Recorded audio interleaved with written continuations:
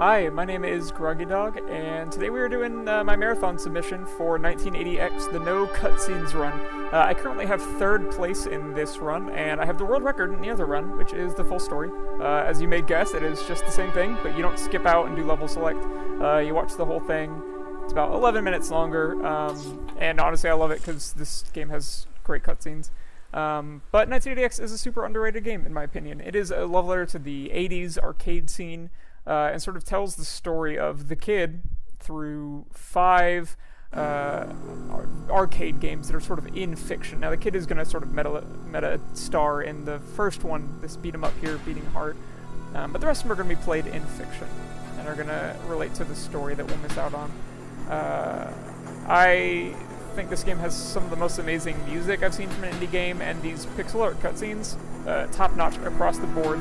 The game only takes like 2.5 hours on a first playthrough, at most, I think, and I would highly recommend that you play it. It's, again, just so gorgeous, such a great tone poem to 80s tropes, and I think it's a really accessible speedrun, too. There are a lot of places where you can lose time, not many where you can gain time, but this first stage is absolutely one of the stages where you can gain time.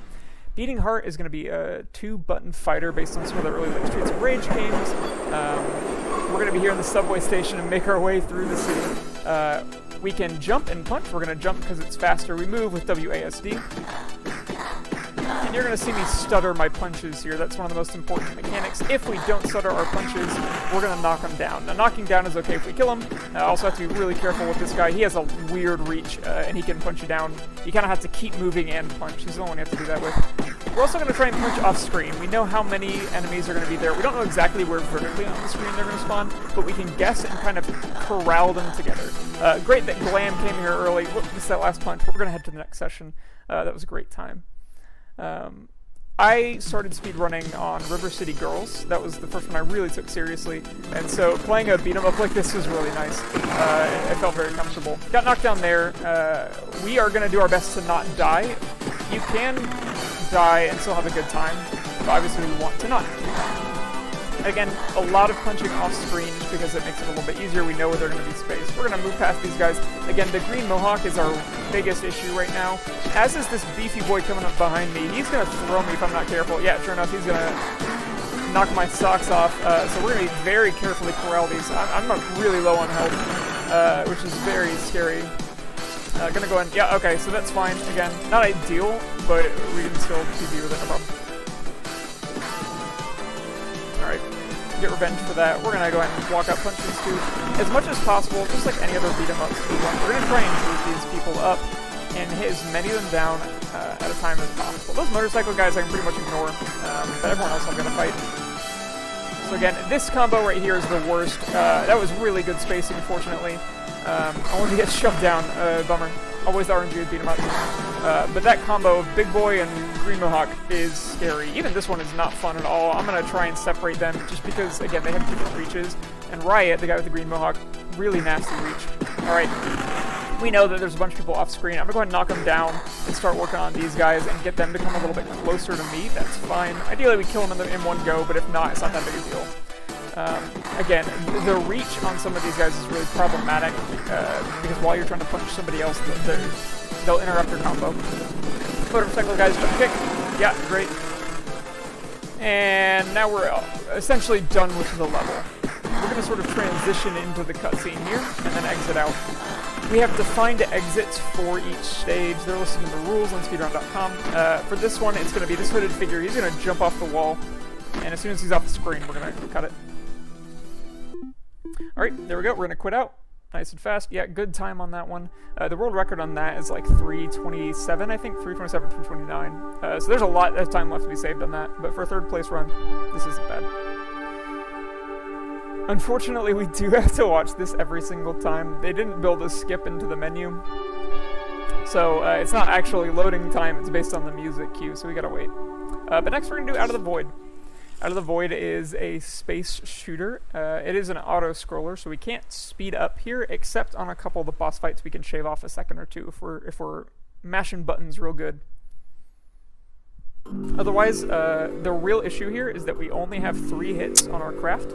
That third hit sends us back to a checkpoint, and there are not particularly generous checkpoints in this game. So this is one of the first ones you really have to master, and it's probably the most punishing in terms of just like not paying attention, because it is really easy to get clipped by a straight bullet or by a barrier,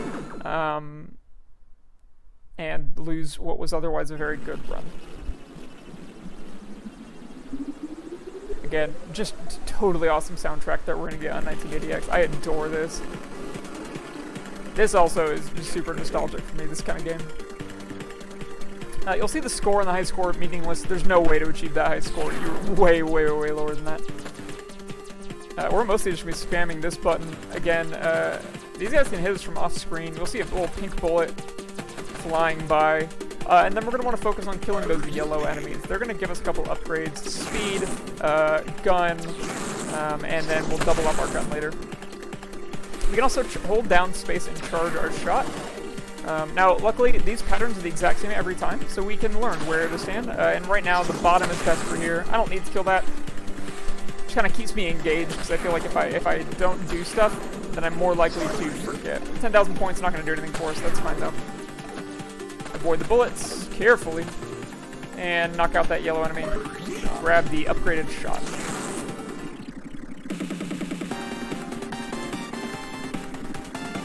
It speaks for itself, man. I love it. This guy's going to drop some mines on us, and then we are going to wait till he passes over us, and then does a little shudder, and that's our sign that we can start hitting him. Now, yeah, just lay into him, jamming on space, good. And this weird figure is going to be a boss that we have to fight in a little bit. But that jet doesn't hurt us yet. And this crashing ship will take care of those last two. Now we're going to move into a nice little asteroid section. If you get motion sick, you may want to look away for parts of this. I know, when I first started playing this game, I got motion sick a lot. So I definitely don't blame you if you're having a little bit of trouble concentrating. Again, all these asteroids are going to appear in the same spot. We know where all the enemies will be, where these asteroids are based. We can kind of take our time going through here. Your enemy here is not necessarily all the environmental stuff. It is forgetting, for instance, that that asteroid comes down to haunt you, or trying to go for that shot while it is right by the asteroid missing. Alright, here's the second boss stage. Or first, I guess. We are going to avoid that. Avoid the dash, and then we're just going to jam on. We should be able to kill this. Yeah, before that second shot comes out. That's a good time. Now our shot is going to go straight and double up on top and bottom diagonally, which is good because we're about to see a lot more bullets. It's not bullet hell by any means, but again, these guys will catch you off guard. Those little turrets hanging from the ceiling, if you don't take care of them quickly, they have a tracking spray. And so you can really pin yourself into a corner if you don't take care of them fast. And they're up in a lot of places in this level. You're going to see two more right here. Knock them out nice and fast. We're also going to see these little worms. The guys with red will take quite a bit to go down. We mostly just want to avoid them. Avoid that bullet again. One wrong move. And now we're going to see these blue worms. We can kill them, but we don't really need to in this hallway. On those guys, the Q is the blue jet fires up, and we can hit them. Until then, they're invincible. Again, more turrets. Just try and spam that. This is a really tricky hallway. Yeah, just going to dodge through there. Very good. Take out one more turret, and then we're just going to kind of charge shot through this. They're not going to fire off. I don't know why this hallway specifically they don't fire off. Probably because you can't go anywhere. Also going to be very careful. It is possible to blow up one of those things and have the missiles still fire out at you, and then it's obscured by the explosion. So you have to be really careful when you're actually shooting those. You either need to do it right away or keep spamming. We'll go and knock this guy out just to... No, we're not. Miss that opportunity. One more turret, two more turrets. Alright, there we go. Kill that. And then we're just going to sit here. Now we've got a wave of enemies. Again, those peak things are going to track towards us a little bit. So we are just going to spam on the shot, wait for this, and yeah, okay, hope we don't get any missiles. Good. So we have full life. We're doing great. We're going into the final boss, out of the void. If we are a little bit lower than we are right now, we're going to be in danger. The white line on that is what you want to avoid, but where we are, that basically looking at the dark line in the background, I know that that's a safe zone for me. As soon as I hear that alarm, I know I can shoot. We're basically just going to dodge that one shot and then lay into this boss.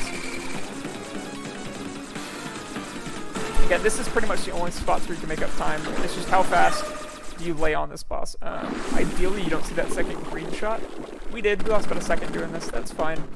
The level will end as we go out, and then the screen will cut to black after this sort of Metroid-style exit. Nothing here can hurt us. We're fine. I'm going to take my hand off the controls now.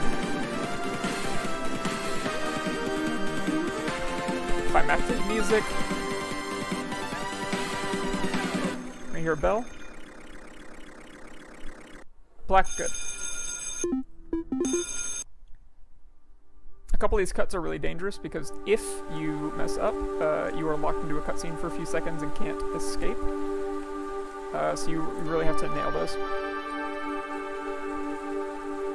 Again, not tied to loading times, just tied to music.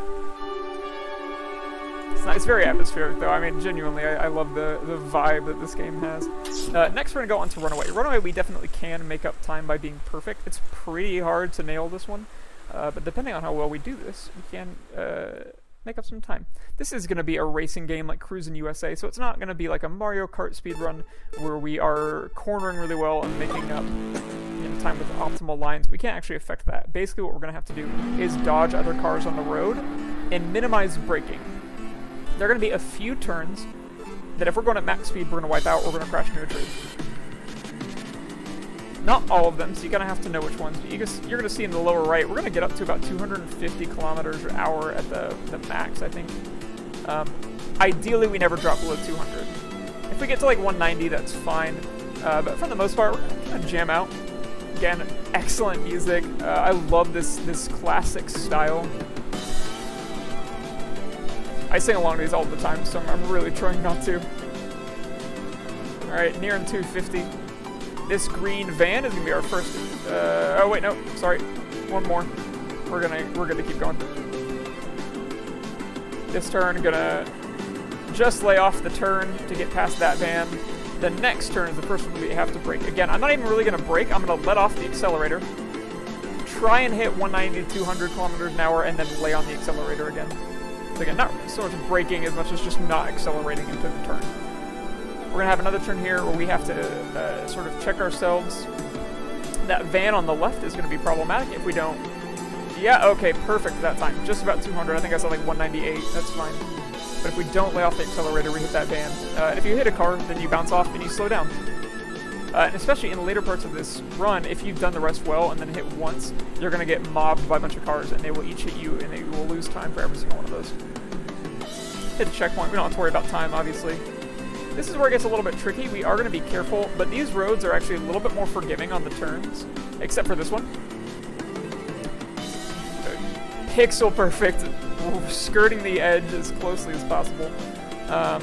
But the turns after this little canyon section should be pretty forgiving to us, so we don't have to brake a whole lot except to avoid cars.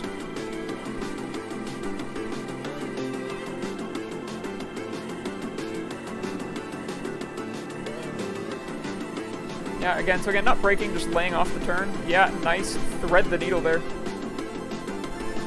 A little lower than I might like on the speed, but not too bad. And we are getting pretty close to being done with this first section. Alright, we have passed the last of the cars. We are in the clear now. Only particularly bad human error is going to get us at this point. Anything above 15 seconds left on the clock as we go to this next section is good. I'm way ahead of schedule. This is perfect. We nailed this one. Yeah, 20 seconds, excellent. No matter when you end that one, it is always going to put you at 217 seconds. This is gonna be a great time for donations or talking with chat. I don't have to pay attention to this at all. I haven't actually experimented with it. I think if I just let go of the accelerator and stopped, it wouldn't matter. We're going to hear some dialogue. It's giving us some story. We have sort of a lovely little night drive into the city that our character is ruminating on. You can hit cars. You can be hit by cars. I started hanging out in the arcade. But no matter what, you're going to start at 217 seconds, and it's going to make you go all the way down to 0. Standing there beside the other players, watching every move. So again, I would very much want to kick to donations or interact with chat, or you know, if I get accepted, gonna have 80s puns ready. Another life was just one credit away.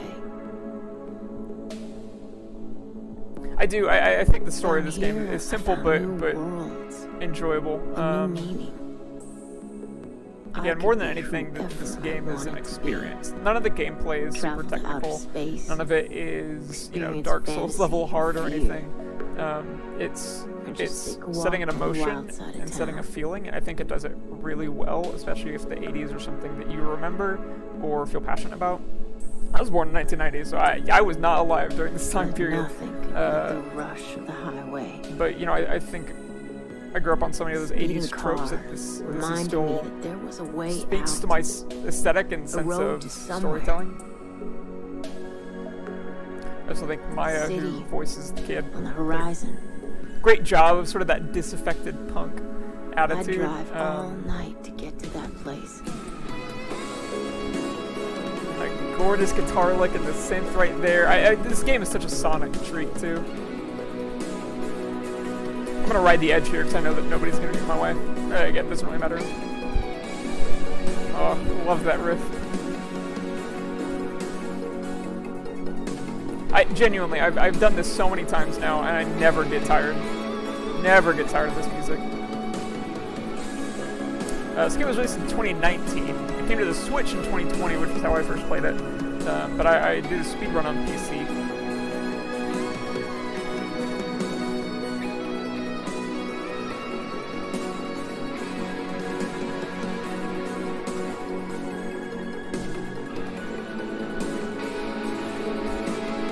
Vibing.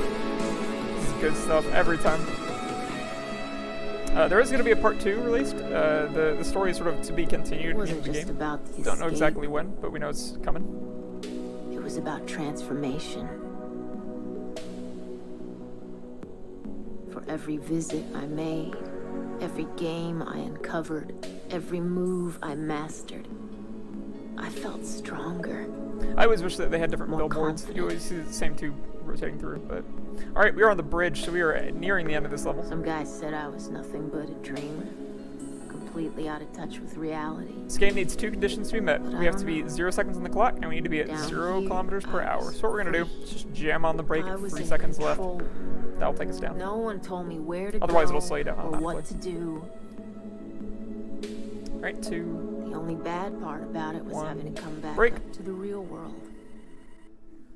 0, 0. Great, we're going to quit out. Alright, now we are on to a fun but difficult part of the run. This is the last part where you can't really make up time, you just lose time. Kind of like Out of the Void. This is going to be an auto-scroller, sort of ninja platforming game. It's a lot of fun. It's called Shadow Play. Also, very minor motion sickness warning. It took me a while to get used to it. This one is going to be similar to Out of the Void in that we have 5 health, and we cannot gain it back, and if we die, we go back to a checkpoint, and the checkpoints are not frequent. There are going to be 5 stages as part of Shadow Play. I would like to also draw attention to the level design. They do a really good job of teaching you everything you need to know. And basically, this is going to be similar to Beating Heart, in that it's WASD for movement, and then 2 buttons. One will slice ahead of us, and slightly behind us, and then one will let us jump. I always forget which is which, so you'll see me spamming them at the beginning of each level. Alright, here's our first basic enemy type. Some samurai guys with swords. We're going to collect these orbs. If we fill up that orb meter, our slash becomes bigger, and sounds way cooler. And it does more damage too, which will be important for a couple enemies later. Most enemies die to 1 hit. These ninjas don't. They are one of those enemies. We can either jump above that shuriken, or we can slide under it. It doesn't really matter. But again, they're going to teach us that we can jump up on these platforms, collect the orbs, that we might encounter resistance when we jump on those platforms, but also that we can sort of drop in between them. And that's where I think the sort of fine motor skills come into play, is there are going to be spots where the importance of hitting the keys right to drop down instead of drop up will mean the difference between completing the run and an instant death, no matter how much health you have in some of the later stages. Orb, yep, again, practicing the jump up, jump down, avoid the obstacles. This first stage lays out everything you need to know.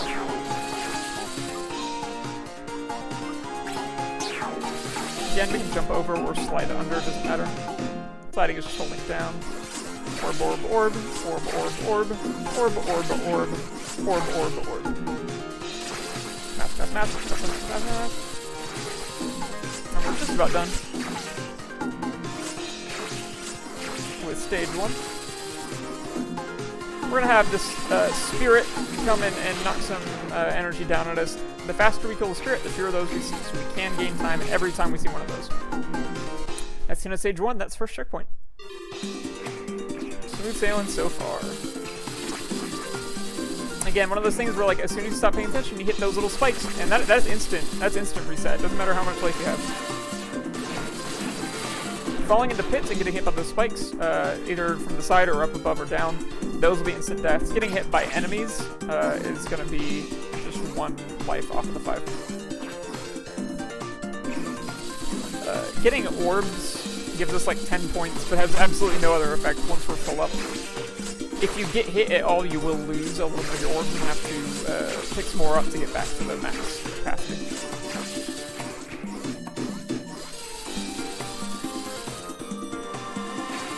Alright, again, I'm going to try and knock her out as fast as possible. Ideally, we don't see that second batch, but it's okay if we do.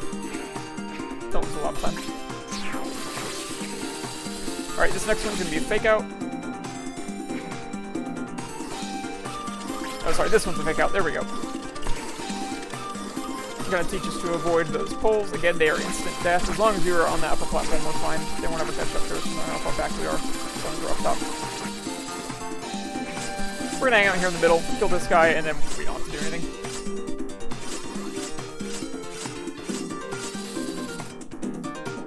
Alright, and there is No Face back there. He's not explicitly named that in this game, but it certainly looks like him.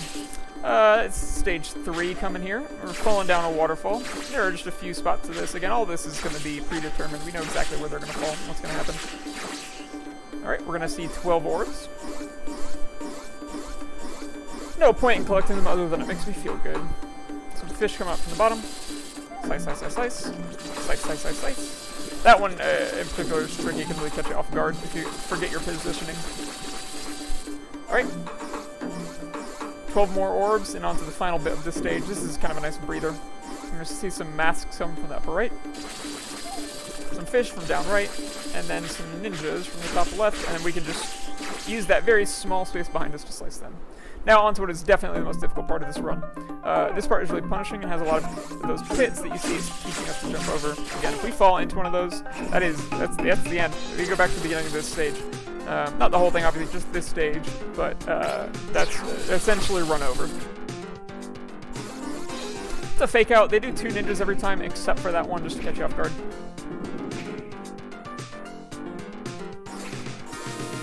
You have to actively jump over those and hold right. You can't just jump up.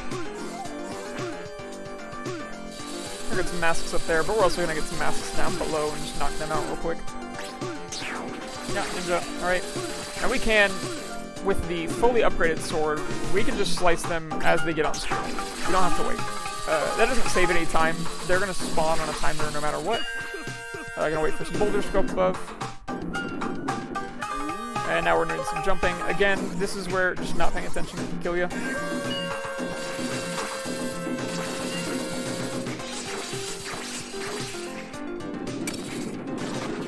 Just like that. So you see, I take some damage. I am fortunately past the point where it really matters that I don't have full bar, but I should get it back on these orbs anyways. Yeah, there we go. It's pretty weird that I get through this without taking some damage, honestly, so it doesn't bother me all that much. Especially going into the final stage. We've got 1, 2 boulders, some samurais, some masks, and then we'll have some ninjas, and then we'll be out. So all we have to do here is just spam and keep ahead. And just like that, we are out of there, and we are going to catch up with No Face and do the boss battle of Shadow Play.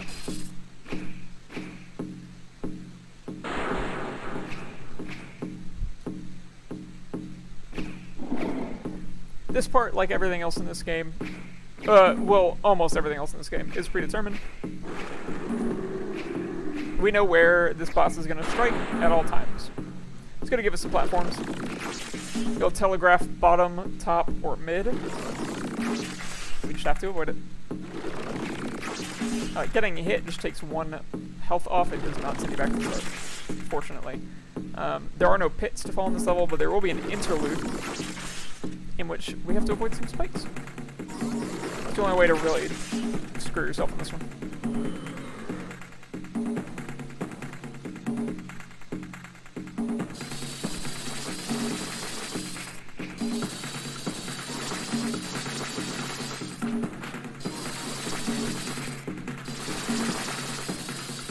Alright, avoided the spikes. We're gonna see No Face come back for the second and final phase. A little angrier this time.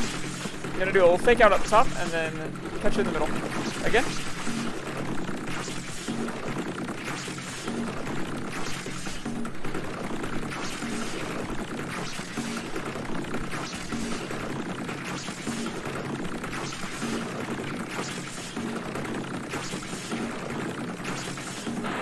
Alright, and that's it. That is the end of Shadow Play. The timer for this stage is going to go off. There's going to be a black shadow from the right side of the screen. 4, 3, 2, 1. Shadow. And we just pause as soon as we see it. That's the dangerous one. If you fail to get that while it's on the screen, you're going to have to wait a few more seconds for a cutscene to start, and then you can quit out. Now we are on to the final stage and the most infuriating kill screen. Kill screen is going to be sort of 3D dungeon crawler RPG, and it is the only just hyper RNG heavy part of this entire run, and so of course it is the last part of the game. You can save or lose up to 90 seconds, even when you're doing a really good run, depending on the luck that you get. And I'm going to try and explain what that luck is. We're going to slay 3 dragons and then go on to a final boss. Yeah, that's Motherboard. We always get this jellyfish first. This is one of 3 enemy types outside of the dragons. There's also a scary robot, and then sort of a robot collective. We want to see the jellyfish. The jellyfish gives us 25 XP. And you can see, we need to level up. We want to be about level 3 as we go to the first dragon. We're going to take the same route every time. Getting 2 of these off the bat is great. We're going to level up. As soon as we level up, we restore all of our health. This next encounter is really important. This is really good. Ideally, we kill it in one go and don't lose any health. Usually it's a little low to do that. 36 health is a little bit worrying. You can only heal once per fight.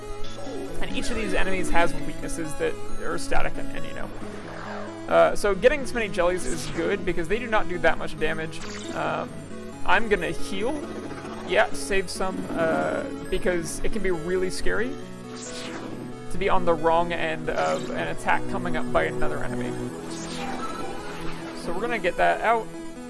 Good, we are 1 fight away. Anything that we kill now will get us level 3. We're in great shape. Okay, that is absurd luck. Super, super good. So it is both the number of encounters that you have and the types of encounters you have that determine what happens. If you die once, PvP over. And you can die really easily in that first part. This is the worst enemy. This beam guy, he does a lot of damage and can lower your attack. Basically, once you get to level 3, you're fine. But levels 1 and 2, if you see him, it is unlikely that you'll survive that encounter. He does give more XP, which is good. But again, if you see him before level 3, you're pretty much dead. We're going to hang a left here. You may also want to look at the bottom left of the screen. You're seeing text go up and down. It'll tell us what we're doing, but there's also notes from Motherboard in there. It's kind of fun. Another one of these again. This is going to level us to 4, which is great. Shouldn't kill us. But that's scary, so we're going to heal. Hoping he's not going to do damage down. Okay, that's not great. That's worrying. We should be okay, but it's going to be close. Yeah, good. Okay, so that'll level us up. That gives us full health. We are raring and ready to go into this first dragon fight. Each of these dragons also has a weakness based on one of the 3 types of attack. This one is the only one that attacks first, so we have to be at least level 3 to have enough health to get through it. We're going to let him hit us one more time and heal up. And then we'll just knock him down. And we'll level up off this fight too. Great. Oh, no, one more. And good. So now that we have killed the dragon, we are just going to back out, save ourselves the couple of seconds of turning around, and then we're going to turn left and see if we're back. Alright, here's the third enemy type. Now, there are technically 2 more enemies, and they're just different recolors of the jellyfish. There's a green and a red. They each have different weaknesses. They give more XP than either of the other enemies, but also have more health and do more damage. At this point, nothing can kill us. It is all a matter of how many encounters do we get as we make our way around the maze, and kill the 3 dragons. Here's one of those rekillers I was talking about again. The red one is Beam. There's a green one that you can hack. That's its weakness. Or should plow right through. We're a little low on health, but this is actually a scary. If we had a little bit less health, I'd be really worried, but we're fine. We'll heal up and then kill it, and then we'll go to level 6. And at full health going into the dragon. Oh, unless we can get something else.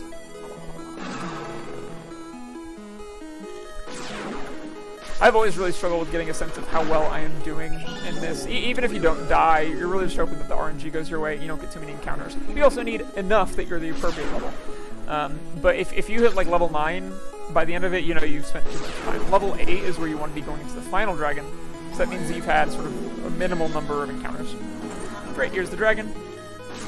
He's weak to beam. Again, he's not going to attack first, only that first guy does. We're going to heal up after this.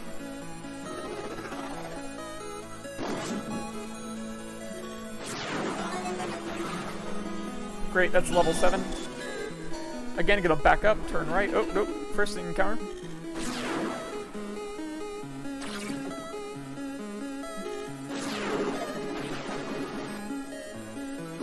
Alright, back up, now turn right. So we're feeling like we're making good time for sure. Alright, another. These are always the worst because they take the longest to kill. They've got the most health. You can one-shot the jellyfish, and usually you can one-shot the sort of robot army attack. These guys always take at least 2.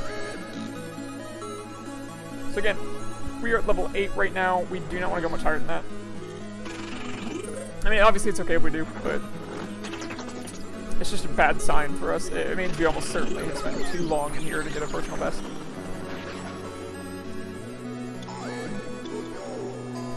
Alright, gonna hang a left here. And now we are on our way to the final dragon. Again, really gorgeous music.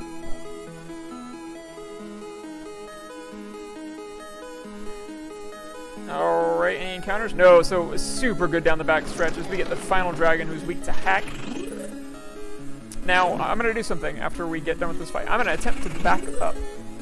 If we back up, I have a chance of getting a random encounter in the hallway. If we get that random encounter, I'm going to leave it alive, and it'll glitch us in the final fight. There is a chance, like a 10% chance, that it'll soft lock after that. See if we get the encounter. No, no encounter. So there's a chance that it'll soft lock, but what it usually does is that it just lets us use our skills in this final fight faster. Here's the final boss. Real Deus Ex feeling. Motherboard. Love that. I love this screen. We can't really damage Motherboard. This is not a boss battle that we can win. And the story, of course, goes into that, as you might expect.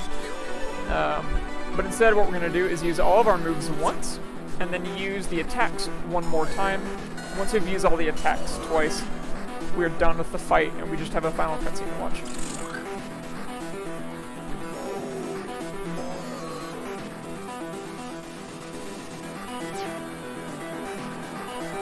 I get real Tron Legacy vibes from this music.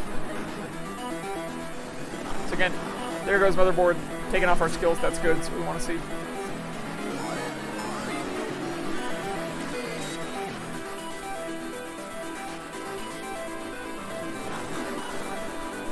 This music, the soundtrack is great. It's on Spotify. Go listen to it. It's incredible.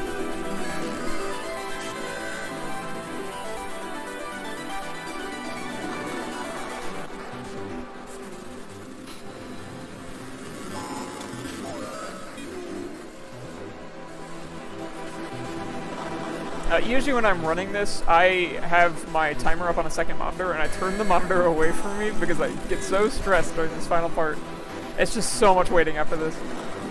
Alright, so end of discussion means that the boss fight is over. I want to see the monitor turn off. And the reason that time doesn't stop here is we have a couple more button presses to input. And then we're just gonna, for timing's sake, gonna wait for a cutscene signifier after that. We'll see if we get the audio. Sometimes the audio glitches out, and we kind of just get to enjoy this final scene without music. Here's some rain.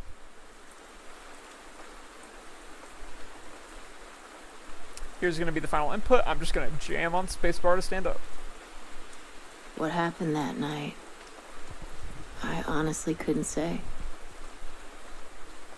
I was still there, but nothing was the same.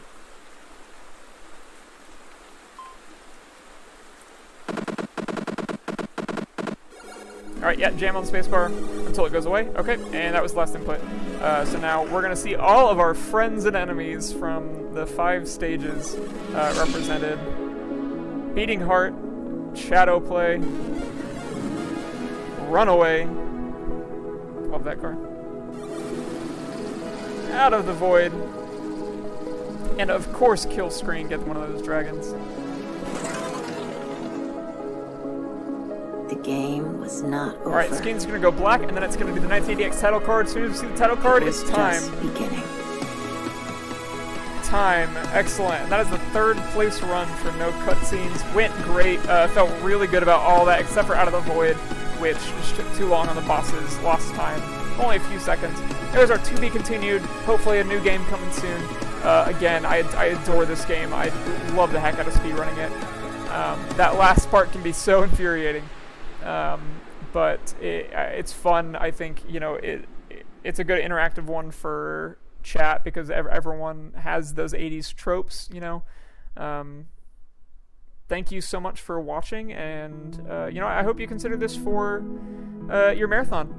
I'd be really happy to run it and be part of your event, so thank you.